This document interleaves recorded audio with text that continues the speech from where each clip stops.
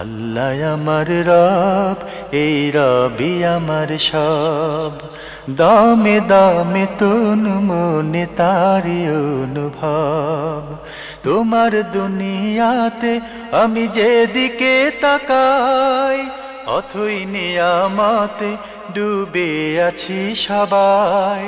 পাক পাখালির গানে শুনি তসবি কলো রব, তসবি কলো রব। আল্লাহ আমার রব, এই রবি আমার সব। আসসালামু আলাইকুম, আলহামদুলিল্লাহ, আসসালাতু ওয়াসসালামু আলা রাসূলিল্লাহ। প্রিয় দর্শক, আপনারা যারা দেশে আছেন প্রবাসে, সবাইকে জানাই অনেক অনেক প্রীতি ও শুভেচ্ছা। শুরু হলো এনটিভি আয়োজিত এবং লাভ হলো নিবেদিত অনুষ্ঠান আপনার জিজ্ঞাসা।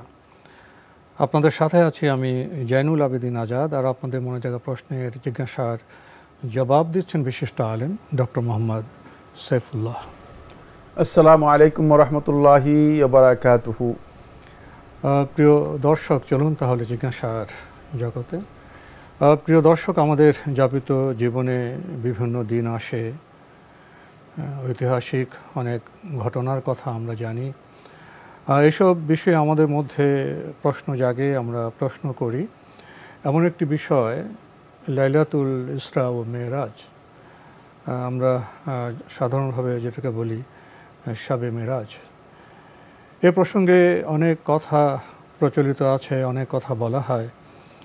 আমরা কোরআন এবং সুন্নাহর আলোকে সেই বিষয়গুলো জানার চেষ্টা করব লাইলাতুল ইসরা ও মেরাজ প্রসঙ্গে। প্রথমেই ডক্টর সাইফুল্লাহ, আপনার কাছে জানতে চাইব যে আমরা লাইলাতুল ইসরা ও মেরাজের কথা বললাম, এটা কখন সংগঠিত হয়েছিল, কখন হয়েছিল? ধন্যবাদ আপনাকে। খুবই গুরুত্বপূর্ণ একটি বিষয় লাইলাতুল ইসরা ওয়াল মিরাজ। নবী সাল্লাল্লাহু আলাইহি ওয়াসাল্লামের জীবনে এই ঘটনাটি ছিল একটি অস্বাভাবিক এবং অসাধারণ একটি ঘটনা। নবী সাল্লাল্লাহু আলাইহি ওয়াসাল্লাম একটি রাতে মক্কার মসজিদে হারাম থেকে বর্তমান যে ফিলিস্তিন রয়েছে, ফিলিস্তিনের মসজিদে আকসা, এই যেটাকে আমরা বাইতুল মুকাদ্দাস বা বাইতুল মাকদিস বলে থাকি, এতটুকু পর্যন্ত নবী সাল্লাল্লাহু আলাইহি ওয়াসাল্লাম একটি রাত্রে ভ্রমণ করেছেন। রাত্রের এই অংশে ভ্রমণ করাকে আরবিতে বলা হয় থাকে ইসরা। আল্লাহ সুবহানাহু ওয়া তাআলা আল্লাহ রাসূল সাল্লাল্লাহু আলাইহি ওয়াসাল্লামকে মসজিদে হারাম থেকে মসজিদে আকসা পর্যন্ত এই রাতের মধ্যে এই ভ্রমণটি করিয়েছেন, রাতের মধ্যেই। এতটুকুকে ইসরা বলা হয় থাকে। রাসূলুল্লাহ সাল্লাল্লাহু আলাইহি ওয়াসাল্লাম মসজিদে আকসায় গিয়ে আল্লাহ রাসূল সাল্লাল্লাহু আলাইহি ওয়াসাল্লাম, হাদিসের বিভিন্ন বর্ণনার মধ্যে এটি সাব্যস্ত হয়েছে। এখানে যে হাদিসগুলো এসেছে সবগুলো সহিহ বুখারী ও মুসলিম হাদিস এসেছে। আবু হুরায়রা রাদিয়াল্লাহু আনহু থেকে এসেছে, আব্দুল্লাহ ইবনে ওমর থেকে এসেছে, আনাস ইবনে মালিক থেকে এসেছে। যে হাদিসগুলোর মূল কথা হচ্ছে এটি যে রাসূলুল্লাহ সাল্লাল্লাহু আলাইহি ওয়াসাল্লাম সেখান থেকে রাসূলুল্লাহ সাল্লাল্লাহু আলাইহি ওয়াসাল্লাম মেরাজ হয়। মেরাজ শব্দটি মেসআদ অথবা মাসআদ অর্থে ব্যবহৃত হয়ে থাকে। সেটা হচ্ছে মানে উঠার সিঁড়ি বা উঠার কোনো ঊর্ধ্বগমনের মাধ্যম। বা মেরাজের আরেকটি অর্থ হতে পারে ঊর্ধ্বগমন করা, দুটো হতে পারে। দুটি অর্থে মেরাজের মধ্যে প্রযোজ্য। মেরাজের মাধ্যমে রাসূলুল্লাহ সাল্লাল্লাহু আলাইহি ওয়াসাল্লামের ঊর্ধ্বগমন হয়েছে এটা, এবং মেরাজটা হতে পারে যে আল্লাহ রাসূল সাল্লাল্লাহু আলাইহি ওয়াসাল্লামকে এটা সিঁড়ির মতো দেয়া হয়েছিল, সেটার মাধ্যমে রাসূলুল্লাহ সাল্লাল্লাহু আলাইহি ওয়াসাল্লাম মেরাজে গিয়েছেন। মসজিদে আকসা থেকে আল্লাহ রাসূল সাল্লাল্লাহু আলাইহি ওয়াসাল্লামকে প্রথমে দুনিয়ার আসমানে নেওয়া হয়। সেখান থেকে পরপর রাসূলুল্লাহ সাল্লাল্লাহু আলাইহি ওয়াসাল্লাম 7 আসমানের উপরে আল্লাহ নবী সাল্লাল্লাহু আলাইহি ওয়াসাল্লাম সিদরাতুল মুনতাহা পর্যন্ত যান। সিদরাতুল মুনতাহার পরে রাসূলুল্লাহ সাল্লাল্লাহু আলাইহি ওয়াসাল্লামকে বাইতুল মামুর দেখানো হয়। বাইতুল মামুরের পরে রাসূলুল্লাহ সাল্লাল্লাহু আলাইহি ওয়াসাল্লাম সেখানে আরও ঊর্ধ্বলোকে ওঠেন। রাসূলুল্লাহ সাল্লাল্লাহু আলাইহি ওয়াসাল্লাম কতটুকু ঊর্ধ্বে উঠেছেন হাদিস থেকে বোঝা যায়। আল্লাহ রাসূল সাল্লাল্লাহু আলাইহি ওয়াসাল্লাম বলেছেন হাদিসের মধ্যে যে হাত্তা ইসমা সরিফুল আকলাম, যে আমি এতটুকু জায়গা পর্যন্ত পৌঁছেছি যে আমি কলম যে চলছে আওয়াজ এতটুকু আমি শুনতে পাচ্ছিলাম। এর উপরে রাসূলুল্লাহ সাল্লাল্লাহু আলাইহি ওয়াসাল্লাম যাননি, এই মর্মে কোনো সহি হাদিস অথবা কোনো সহি রিওয়ায়াত সাব্যস্ত হয়নি। আর এই পুরো ঘটনাটাকে বলা হয় থাকে বাইতুল মুকাদ্দাস থেকে আরম্ভ করে অথবা মসজিদে আকসা থেকে আরম্ভ করে অতটুকু যাওয়া পর্যন্ত এটাকে বলা হয় থাকে মেরাজ। দুটি কোরআন দ্বারা প্রমাণিত। সূরা নাজমের আয়াত থেকে স্পষ্ট বোঝা যাচ্ছে যে আল্লাহ সুবহানাহু ওয়া তাআলা স্পষ্ট করে বলে দিয়েছেন যে রাসূলুল্লাহ সাল্লাল্লাহু আলাইহি ওয়াসাল্লাম সিদরাতুল মুনতাহাতে গিয়েছেন। ওয়ালাকাদ রাআহু নাজলাতান উখরা ইনদা সিদরাতিল মুনতাহা ইনদাহা জান্নাতুল মাওয়া। একেবারে স্পষ্ট করে আল্লাহ সুবহানাহু ওয়া তাআলা কোরআনে কারীমের মধ্যে বলে দিয়েছেন যে রাসূলুল্লাহ সাল্লাল্লাহু আলাইহি ওয়াসাল্লাম সিদরাতুল মুনতাহাতে গিয়েছেন। সুতরাং যদি কোরআন কেউ যদি মেরাজকে অস্বীকার করে, তিনি কোরআনে কারীমের সূরাতুন নাজমের এই আয়াতগুলোকে সবগুলোকে অস্বীকার করতে হবে এবং অস্বীকার করা কুফরি হবে, কোনো সন্দেহ নেই। এরপরে যে পয়েন্টটি প্রশ্ন হিসেবে এসেছে সেটা হচ্ছে এই এক নম্বর বিষয় হচ্ছে এই যে ইসরা এবং মেরাজ, এই যে রাত্রি, এই রাত্রিটা কখন হয়েছে? রাসূলুল্লাহ সাল্লাল্লাহু আলাইহি ওয়াসাল্লামের জীবনী থেকে ঐতিহাসিকভাবে এই রাতের সুনির্দিষ্ট তারিখ, অর্থাৎ নির্দিষ্ট তারিখ অথবা নির্দিষ্ট মাস অথবা নির্দিষ্ট সন ঐতিহাসিকভাবে জানা যায়নি সুনির্দিষ্টভাবে। ঐতিহাসিকরা এখানে মতপার্থক্য অথবা মতবিরোধ করেছে। তার কারণ হচ্ছে এই ঘটনাটি আল্লাহ নবী সাল্লাল্লাহু আলাইহি ওয়াসাল্লামের যখন বর্ণনার মধ্যে এসেছে তখন একবারের বর্ণনায় এসেছে, এরপরে পরবর্তী সময় আর বারবার বর্ণনায় আসেনি। ফলে ওই তারিখগুলোকে সেভাবে সংরক্ষণ করা হয়নি যেভাবে সংরক্ষণ করা দরকার ছিল। কিন্তু ঐতিহাসিকগণ কেউ কেউ বলেছেন যে রাসূলুল্লাহ সাল্লাল্লাহু আলাইহি ওয়াসাল্লাম যে বছর হিজরত করেছেন এর হিজরতের আগের বছর, তাহলে তখন আল্লাহ রাসূল সাল্লাল্লাহু আলাইহি ওয়াসাল্লামের বয়স 50 বছর, সেটা 621 মানে খ্রিস্টাব্দ হতে পারে। যেই বছর রাসূলুল্লাহ সাল্লাল্লাহু আলাইহি ওয়াসাল্লাম হিজরত করেছেন এর আগের বছর আল্লাহ রাসূল সাল্লাল্লাহু আলাইহি ওয়াসাল্লামের মেরাজ হয়েছে। আবার কেউ বলেছেন যে না, হিজরতের 2 বছর আগেই রাসূলুল্লাহ সাল্লাল্লাহু আলাইহি ওয়াসাল্লাম মেরাজ হয়েছে। যদি ঐতিহাসিক যে বর্ণনাগুলো আছে সবগুলোকে আমরা একসাথ করি, কম্বাইন্ড এবং তাহকিক করি, তাহলে দেখা যাবে যে হিজরতের 2 বা 3 বছর আগে, 2.5 বছর আগে আল্লাহ রাসূল সাল্লাল্লাহু আলাইহি ওয়াসাল্লামের কাছের যে সমস্ত মানুষগুলো ছিলেন, আল্লাহ রাসূল সাল্লাল্লাহু আলাইহি ওয়াসাল্লামের চাচা আবু তালেব এবং খুবই কাছের মানুষ যারা ছিলেন তাদের অনেকেরই মৃত্যু হয়ে যায়। এবং ওই বছরটাকে রাসূলুল্লাহ সাল্লাল্লাহু আলাইহি ওয়াসাল্লামের জন্য বলা হয়েছিল আমুল হুজন, এটি খুবই দুঃখের বছর।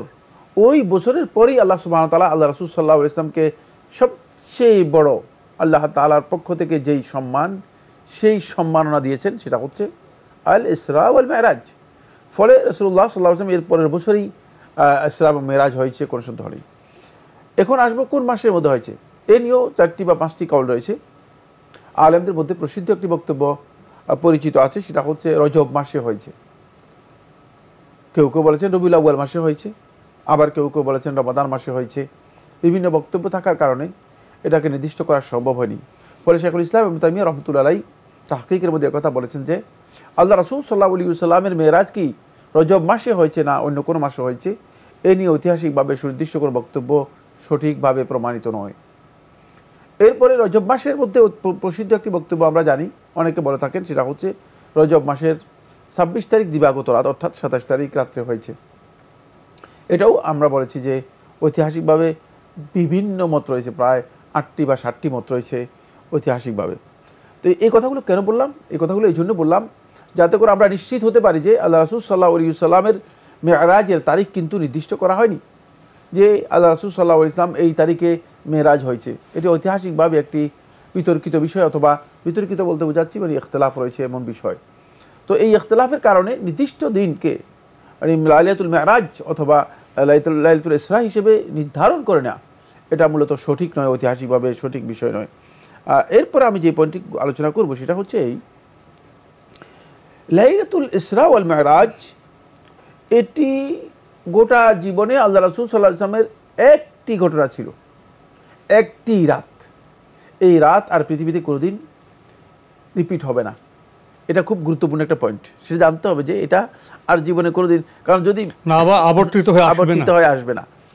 মানে আমরা পালন করি কোন জিনিস খুব ভালো করে খেয়াল করুন, যে জিনিসগুলো বা যে দিবসগুলো যে রাতগুলো পালন করতে বলা হয়েছে সেগুলো সবসময় রিপিট হয়ে আসে, আবর্তিত হয়ে আসে। যেমন লাইলাতুল কদর রিপিট হয়ে আসে, যেমন ইয়াউমুল ঈদ, ঈদুল ফিতর রিপিট হয়ে আসে, ঈদুল আযহা রিপিট হয়ে আসে। মানে যেই রাতগুলো যেমন রমাদান রিপিট হয়ে আসে, যে জিনিসগুলো রিপিট হয়ে থাকে সেগুলো আমরা পালন করে থাকি এবং সেগুলো ইবাদত হিসেবে আমরা গ্রহণ করে থাকি। কিন্তু লাইলাতুল ইসরা ওয়াল মিরাজ আল্লাহ রাসূল সাল্লাল্লাহু আলাইহি ওয়াসাল্লাম জীবনে এক রাত্রেই হয়েছে। এরপরে আল্লাহ রাসূল সাল্লাল্লাহু আলাইহি ওয়াসাল্লাম জীবনে কোনোদিন লাইলাতুল ইসরা ওয়াল মিরাজ সম্পর্কে বলেনও নাই এবং লাইলাতুল ইসরা ওয়াল মিরাজ আর জীবনে কোনোদিন হবেও না। এটা হলো প্রথম বিষয়। দ্বিতীয় নম্বর বিষয় হচ্ছে এই যে রাত, এই রাতের আর কোনো প্রকারের পুনরাবৃত্তি আল্লাহ রাসূল সাল্লাল্লাহু আলাইহি ওয়াসাল্লাম এর পরবর্তীতে কোনোদিন হবে না। সুতরাং এই রাতের জন্য সুনির্দিষ্ট কোনো মানে গুরুত্ব বহন করা উম্মার জন্য প্রয়োজন নেই, এটা উম্মার সাথে জড়িত বিষয় নয়। ফলে শেখুল ইসলাম ইবনে তাইমিয়া রাহমাতুল্লাহ আলাইহি মাজমু ফাতাওয়ার মধ্যে এমন একটি চমৎকার কথা উল্লেখ করেছেন যেটা গোটা উম্মার জানা দরকার। সেটা হলো এই যে আল্লাহ রাসূলের জন্য লাইলাতুল মিরাজ আল ইসরা ওয়াল মিরাজ এত সম্মানের বিষয় ছিল যে এটি সকল রাত্রের চেয়ে শ্রেষ্ঠ রাত্রি ছিল রাসূলুল্লাহ সাল্লাল্লাহু আলাইহি ওয়াসাল্লামের জন্য। কারণ রাসূলুল্লাহ সাল্লাল্লাহু আলাইহি ওয়াসাল্লাম জীবনে আর এর চেয়ে এত মর্যাদাপূর্ণ রাত হবে না। কারণ আল্লাহ রাব্বুল আলামিন তাকে ঊর্ধ্বলোকে নিয়ে গিয়েছেন এবং নিয়ে গিয়ে আওহা ইলা রাব্বিহি মা আওহা, আল্লাহ রাব্বুল আলামিন রাসূলুল্লাহ সাল্লাল্লাহু আলাইহি ওয়াসাল্লামের সাথে কথা বলেছেন। এতে তাফসীর মধ্যে শেখুল ইসলাম ইবনে তাইমিয়া রাহমাতুল্লাহ আলাইহি বলেন যে আল্লাহ সুবহানাহু ওয়া তাআলা তিনজন নবী এবং রাসূলের সাথে আল্লাহ রাব্বুল আলামিন সরাসরি বিলা ওয়াসিতা কোনো মাধ্যম ছাড়া। আপনি বলছিলেন যে রাসূল সাল্লাল্লাহু আলাইহি ওয়াসাল্লামের সাথে আল্লাহ কথা বলেছেন। এখানে আরেকটি বিষয় আপনার সামনে আমি পেশ করে রাখি, জি জি, আপনি সঙ্গত মনে করলে জবাব দিবেন। একটা হলো আল্লাহর সাথে রাসূল ইসলামের কথা বলা, একটা দিদার বা সাক্ষাৎ হওয়া, এই দুটি বিষয় যদি একটু ব্যাখ্যা। ভেরি গুড, খুবই গুরুত্বপূর্ণ প্রশ্ন করেছেন। জি, আমি এই কথাটাকে নিয়েই সে পরবর্তী কথায় আসছি ইনশাআল্লাহ তাআলা। আমি যে বিষয়টি বলতে চাচ্ছিলাম সেটা হলো আল্লাহ রাসূল সাল্লাল্লাহু আলাইহি ওয়াসাল্লামের কথার বিষয়টি শেখুল ইসলাম ইবনে তাইমিয়া রাহিমাহুল্লাহু তাআলা বলেন যে আল্লাহ সুবহানাহু ওয়া তাআলার সাথে তিনজন নবী এবং রাসূলের সাথে সরাসরি কথা হয়েছে। একজন হচ্ছে আদম আলাইহিস সালাম, আদম আলাইহিস সালামের সাথে কথা হয়েছে। দুই নম্বর হচ্ছে মুসা আলাইহিস সালাম, তিন নম্বর হচ্ছে মুহাম্মদ সাল্লাল্লাহু আলাইহি ওয়াসাল্লাম। মুসা আলাইহিস সালামের সাথে কথা হয়েছে, এটা কোরআনের মধ্যে স্পষ্ট বক্তব্য এসেছে, ওয়া কাল্লামাল্লাহু মুসা তাকলিমা, আল্লাহ তাআলা মুসার সাথে কথা বলেছেন। কিন্তু মুসা আলাইহিস সালামকে আল্লাহ তাআলা দেখেছেন, সেটাও কোরআনের মধ্যে স্পষ্ট করা হয়েছে যে মুসা আলাইহিস সালাম যখন বলেছেন তখন আল্লাহ তাআলা বলেছেন যে উনজুর ইলাল জাবাল, পাহাড়ের দিকে দেখো, পাহাড় যদি স্থির থাকতে পারে না পরোক্ষভাবে, তাহলে বোঝা যাচ্ছে যে মুসা আলাইহিস সালাম আল্লাহ তাআলার সাথে কথা বলেছেন ঠিকই সরাসরি, কিন্তু দেখা হয়নি, দেখেন নাই। এরপরে রাসূলুল্লাহ সাল্লাল্লাহু আলাইহি ওয়াসাল্লাম কথা বলেছেন ঠিকই, আল্লাহ তাআলার সাথে কথা হয়েছে, কিন্তু রাসূলুল্লাহ সাল্লাল্লাহু আলাইহি ওয়াসাল্লামকে যখন প্রশ্ন করা হয়েছে, আবু যর রাদিয়াল্লাহু আনহু মনে করেন আল্লাহ রাসূল সাল্লাল্লাহু আলাইহি ওয়াসাল্লামকে জিজ্ঞেস করেন, হে আল্লাহ রাসূল সাল্লাল্লাহু আলাইহি ওয়াসাল্লাম, হাল রাআইতু রাব্বাক, আপনি কি আপনার রব আল্লাহ তাআলাকে দেখেছেন? তখন সরাসরি আল্লাহ রাসূল সাল্লাল্লাহু আলাইহি ওয়াসাল্লাম বলেছে নূরুন আন্না আরাহু, যে নূর, আলো আর আলো, আন্না আরাহু, কিভাবে আমি দেখব? অর্থাৎ আল্লাহ রাব্বুল আলামিনকে দেখেন নাই তিনি। নূরুন আন্না আরাহু, কিভাবে আমি দেখব? কোন কোন আলোর পর আলোর পর্দা, আলোর পর আলোর পর্দা, মানে কোন রাওয়াতের মধ্যে এসেছে রাআইতু নূরান, শুধু নূরকে দেখতে পেয়েছি, অর্থাৎ নূরের যে পর্দাগুলো আছে শুধু পর্দাগুলো দেখতে পেয়েছি। সেই নূর কি আল্লাহর নূর? না না, সেই নূরের যে পর্দাগুলো দেয়া আছে, তাহলে মানে নূরের পর্দা, জি, সেটা আল্লাহ রাব্বুল আলামিনের নূর, আল্লাহর নূর। তো এই কারণে এখানে বিশুদ্ধ বক্তব্য হচ্ছে যে রাসূলুল্লাহ সাল্লাল্লাহু আলাইহি ওয়াসাল্লাম সরাসরি আল্লাহ রাব্বুল আলামিনকে দেখেন নাই, বরং উম্মুল মুমিনিন আয়েশা রাদিয়াল্লাহু বর্ণনা করেন, তিনি বলেন মান হাদ্দাসাকা আন্না মুহাম্মাদান সাল্লাল্লাহু আলাইহি ওয়াসাল্লাম রাআ রাব্বাহু, যে ব্যক্তি তোমার কাছে এই হাদিস বর্ণনা করবে বা এই কথা বলবে যে মুহাম্মদ সাল্লাল্লাহু আলাইহি ওয়াসাল্লাম মিরাজে আল্লাহ রাব্বুল আলামিনকে দেখেছেন, ফাকাদ কাযাব, সে মিথ্যা কথা বলেছে। কারণ রাসূলুল্লাহ সাল্লাল্লাহু আলাইহি ওয়াসাল্লাম যদি দেখতেন তাহলে আল্লাহ নবী সাল্লাল্লাহু আলাইহি ওয়াসাল্লাম অবশ্যই আমাদেরকে বলতেন রাসূলুল্লাহ সাল্লাল্লাহু আলাইহি ওয়াসাল্লাম দেখেন নাই, কথা বলেছেন কিন্তু কথা বলেছেন দেখেন নাই। হ্যাঁ, এখানে একটা বিষয় খুবই গুরুত্বপূর্ণ, সেটা হচ্ছে এই, তবে রাসূলুল্লাহ সাল্লাল্লাহু আলাইহি ওয়াসাল্লাম থেকে সহিহ রিওয়ায়াত দ্বারা সাব্যস্ত হয়েছে, দুটি রিওয়ায়াতের মধ্যে এসেছে, একটি সহিহ বুখারীর মধ্যে এসেছে আর একটি সুনান তিরমিজির মধ্যে এসেছে, রাসূলুল্লাহ সাল্লাল্লাহু আলাইহি ওয়াসাল্লাম আল্লাহ রাব্বুল আলামিনকে স্বপ্নে দেখেছেন। এবং আল্লাহ রাব্বুল আলামিনকে স্বপ্নে দেখার বিষয়টি জুমহুর আহলুত তাহকিক এবং শেখুল ইসলাম ইবনে তাইমিয়া রাহমাতুল্লাহি আলাইহি মাজমু ফাতাওয়ার মধ্যে উল্লেখ করেছেন যেটা পসিবল, বান্দা তার আমলের ভিত্তিতে আল্লাহ রাব্বুল আলামিনকে স্বপ্নে দেখবেন। কিভাবে দেখবেন সেটা আল্লাহ তাআলাই ভালো জানেন, সেটা আল্লাহ তার সাথে জড়িত বিষয়, কোনো মানুষ সেটাকে এক্সপ্রেস করতে পারবে না। কারণ আমি যে জিনিস দেখি নাই সে জিনিস সম্পর্কে কোনো এক্সপ্রেস করার অধিকার আমার নেই, সুতরাং সেটা আমি বলতে পারবো না। তবে রাআইতু রাব্বি ফি আহসানি সূরাতিন, রাসূলুল্লাহ সাল্লাল্লাহু আলাইহি ওয়াসাল্লাম সুনান তিরমিজি riwayat-এর মধ্যে বলছেন যে আমি আমার রব সুবহানাহু ওয়া তাআলাকে দেখেছি ফি আহসানি সূরাতিন, সর্বোত্তম আকৃতি দেখেছি। তাহলে বোঝা গেছে যে দেখাটা রাসূলুল্লাহ সাল্লাল্লাহু আলাইহি ওয়াসাল্লাম দেখেছেন। এবং আমরা জানি যে আমরা কিয়ামতের দিন আল্লাহ রাব্বুল আলামিনকে জান্নাতে যারা মাহশরেও একদল লোক দেখবে, মাহশরে যারা ঈমানদার ব্যক্তি তারা দেখবে, যারা কাফের ঈমান তারা দেখতে পাবে না। আর যারা জান্নাতে যাবে জান্নাতীরা আল্লাহ রাব্বুল আলামিনকে জান্নাতে আল্লাহ রাব্বুল আলামিনকে দেখবে। ওয়ালাদাইনা মাজিদ, এত তাফসীরের মধ্যে সমস্ত আহলে তাফসীর এই তাফসীর করেছেন। আসুন এরপরে আদম আলাইহিস সালাতু ওয়াসসালাম কথা বলেছেন, কিন্তু আদম আলাইহিস সালাতু ওয়াসসালাম কি আল্লাহ তাআলাকে দেখেছেন? দেখেছেন মর্মে কোনো রিওয়ায়াত সাব্যস্ত হয়নি। সুতরাং কেউ গায়েবের এই বিষয়ে এ কথা বলার সুযোগ নেই যে আল্লাহ তাআলাকে তিনি দেখেছেন, বরং আল্লাহ রাব্বুল আলামিনের সাথে তার কথা হয়েছে, এটাই সহিহ বর্ণনার মধ্যে রয়েছে। এবার আমি যে পয়েন্টটি কথা বলবো সেটা খুব গুরুত্বপূর্ণ। সেটা হলো এই রাতের অনেকগুলো ঘটনা সহিহ রিওয়ায়াত দ্বারা সাব্যস্ত হয়েছে। আল্লাহ রাসূল সাল্লাল্লাহু আলাইহি ওয়াসাল্লাম ইসরা থেকে, মানে মসজিদে হারাম থেকে ইসরা থেকে আরম্ভ করে রাসূলুল্লাহ সাল্লাল্লাহু আলাইহি ওয়াসাল্লাম একেবারে মানে আল্লাহ রাব্বুল আলামিনের ওই বাইতুল মামুর পর্যন্ত, সিদরাতুল মুনতাহা পর্যন্ত যে সফর, বিশাল একটি জার্নি, এই যে বিশাল একটি অলৌকিক জার্নি অথবা অস্বাভাবিক জার্নি, এই যে জার্নিতে রাসূলুল্লাহ সাল্লাল্লাহু আলাইহি ওয়াসাল্লাম এর যা ঘটনা ঘটেছে এই সব ঘটনাই মুজিজা। এটা খেয়াল করতে, বিশ্বাস করতে হবে। ঈমানদার ব্যক্তি যদি এটা বিশ্বাস করে তাহলে তার কাছে এটা সহজ। যদি মুজিজা হয়ে থাকে, মুজিজা এটাকে আকল দিয়ে যুক্তি দিয়ে ওজন করা, যুক্তি দিয়ে এটাকে বিবেচনা করার কোনো জায়গা নেই, কোনো স্কোপ নেই। যারা যুক্তি দিয়ে, আকল দিয়ে, বিজ্ঞান দিয়ে, মুজিজা তো আমাদের জ্ঞানের বাইরে, আমাদের আকলের বাইরে। এই কারণেই মানে অনেক লোকে আছে এটাকে তারা নিজেদের বিবেচনা দিয়ে, যুক্তি দিয়ে, আকল দিয়ে এটাকে বোঝার জন্য চেষ্টা করছেন এবং বিভিন্ন ধরনের বক্তব্য নিয়ে আসার জন্য চেষ্টা করেছেন। এই বক্তব্যগুলো একেবারেই অপ্রয়োজনীয়, একেবারেই অবান্তর, বাহুল্যের মধ্যে রয়েছে। রাসূলুল্লাহ সাল্লাল্লাহু আলাইহি ওয়াসাল্লাম এই সবগুলোই মুজিজা। এই মুজিজা আল্লাহ রাব্বুল আলামিন আল্লাহ রাসূল সাল্লাল্লাহু আলাইহি ওয়াসাল্লামকে সম্মানের জন্য দিয়েছেন। কেন এই মুজিজা দিয়েছেন একটু এই কথাটা হাইলাইট করা দরকার আছে, এই জন্য বলছি। এই জন্য দিয়েছেন যেহেতু রাসূলুল্লাহ সাল্লাল্লাহু আলাইহি ওয়াসাল্লাম কিয়ামত পর্যন্ত অনাগত মানব সভ্যতার নবী এবং রাসূল হিসেবে এসেছেন এবং মানব সভ্যতার বিকাশ হবে। বিকাশ হতে হতে আজকে কি বিকাশ হয়েছে, আমি আমার ঘরের মধ্যে বসে দরজা জানালা বন্ধ করে তারপরে পৃথিবীর একেবারে শেষ প্রান্তে আরেকজনের ঘরের কথা বলছি। কত বিশাল বিকাশ হয়েছে, ঠিক কিনা? সুতরাং এই বিষয়টা স্পষ্ট করে আমাদেরকে, খুবই স্পষ্ট ভাষায় এটা প্রমাণ করে যে এই যে সভ্যতার একটা বিকাশ হচ্ছে, এই বিকাশটাকে আল্লাহ রাব্বুল আলামিন রাসূলুল্লাহ সাল্লাল্লাহু আলাইহি ওয়াসাল্লামের মুজিজার মাধ্যমে কিয়ামত পর্যন্ত উম্মতের কাছে একটি কি দিলেন, চ্যালেঞ্জ দিলেন যে তোমাদেরকে এই চ্যালেঞ্জ রেখে দিলাম যে আমি আমার রাসূলকে, তোমরা যা কিছু আবিষ্কার করেছো, বিশাল বিজ্ঞানের যে উৎকর্ষ সাধন করেছো, তোমাদের লাস্ট এতটুকু পর্যন্ত পৌঁছতে পারবে না যেটা আমি পৌঁছে দিয়েছি। সেটা হচ্ছে তিনি একেবারে সিদরাতুল মুনতাহা পর্যন্ত পৌঁছেছেন। এটা হলো চ্যালেঞ্জ আল্লাহর পক্ষ থেকে, যাতে করে মানুষ বুঝতে পারে যে এরপর আমি শেষ করে দিচ্ছি। এরপর যে পয়েন্টটি আমি আলোচনা করবো সেটা হলো এই ঘটনার সাথে আল্লাহ রাসূল সাল্লাল্লাহু আলাইহি ওয়াসাল্লাম কতগুলো গুরুত্বপূর্ণ জিনিস উম্মার জন্য নিয়ে এসেছেন। এক নম্বর যে বিষয়টি নিয়ে এসেছেন সেটা হচ্ছে উম্মার জন্য রাসূলুল্লাহ সাল্লাল্লাহু আলাইহি ওয়াসাল্লাম 5 ওয়াক্ত সালাত নিয়ে এসেছেন এবং আল্লাহ রাব্বুল আলামিন এই 5 ওয়াক্ত সালাতকে আল্লাহ রাসূল সাল্লাল্লাহু আলাইহি ওয়াসাল্লামকে ডেকে নিয়ে একেবারে সিদরাতুল মুনতাহা, সাত আসমানে আল্লাহ তাআলা এটাকে ফরজ করেছেন। এখান থেকে বোঝা যায় যে এর গুরুত্ব কত অপরিসীম। এরপর আল্লাহ সুবহানাহু ওয়া তাআলা রাসূলুল্লাহ সাল্লাল্লাহু আলাইহি ওয়াসাল্লামকে হাদিয়া দিয়েছেন, যে হাদিয়াটি অত্যন্ত গুরুত্বপূর্ণ, গোটা উম্মার জন্য জানা প্রয়োজন। এক নম্বর হাদিয়া হচ্ছে রাসূলুল্লাহ সাল্লাল্লাহু আলাইহি ওয়াসাল্লামকে সূরা বাকারার শেষ 2 আয়াত এটা হাদিয়া দিয়েছেন। এই জন্য সূরা বাকারার শেষ 2 আয়াত উম্মার প্রত্যেকটি ব্যক্তির মুখস্থ থাকা এবং প্রতিদিন রাত্রে অথবা প্রতিদিন সকালে তিলাওয়াত করা এটা অত্যন্ত গুরুত্বপূর্ণ বিষয়। বরং কোনো রাওয়াতের মধ্যে এসেছে এটা কানজুন মিন কুনুজি তাহতিল আরশ, আরশের নিচে যে সমস্ত কুনুজগুলো, যে সমস্ত ধনভাণ্ডারগুলো আল্লাহ রাব্বুল আলামিন গচ্ছিত রেখে দিয়েছেন তার মধ্যে এটি একটি।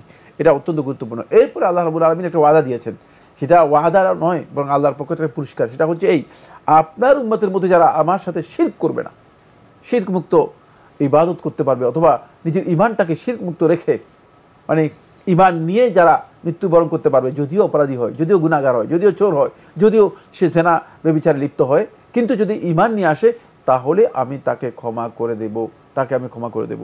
এরপর রাসূলুল্লাহ সাল্লাল্লাহু আলাইহি ওয়াসাল্লামকে জান্নাত দেখিয়েছেন যাতে করে আল্লাহ রাসূল সাল্লাল্লাহু আলাইহি ওয়াসাল্লাম অত্যন্ত দৃঢ়তার সাথে, দৃঢ় চিত্তে উম্মাহকে জান্নাতের ব্যাপারে সুস্পষ্ট সুসংবাদ দিতে পারেন, খুব প্রত্যয়ের সাথে। 2 জাহান্নাম দেখিয়েছেন। এরপরের পয়েন্ট হচ্ছে জাহান্নাম দেখিয়েছেন যাতে রাসূলুল্লাহ সাল্লাল্লাহু আলাইহি ওয়াসাল্লাম জাহান্নামের আযাবগুলো সম্পর্কে মানুষকে সতর্ক করতে পারেন, সতর্ক করেছেন। অনেক লম্বা আলোচনা, শুধু আমাদের এই অল্প সময়ের মধ্যে যেটা শেষ করা সম্ভব নয়। এরপর আমি যে বিষয়টি বলবো সেটা হচ্ছে এই ঘটনার সাথে মৌলিক শিক্ষার বিষয় আমাদের রয়েছে। মৌলিক 1 নম্বর যে শিক্ষাটি আমাদের জন্য অপরিহার্য সেটা হচ্ছে এই, যে আল্লাহ সুবহানাহু ওয়া তাআলা যাকে চাইবেন তাকে আল্লাহ রাব্বুল আলামিন তার বন্ধু হিসেবে দুনিয়াতে এমন সম্মান দিতে পারেন যেই সম্মান সে জীবনে কোনোদিন কল্পনাও করেন নাই। হতে পারে যে আপনাকে সেই সম্মান দিয়ে দিতে পারেন, এটা আল্লাহ তাআলার ইচ্ছা।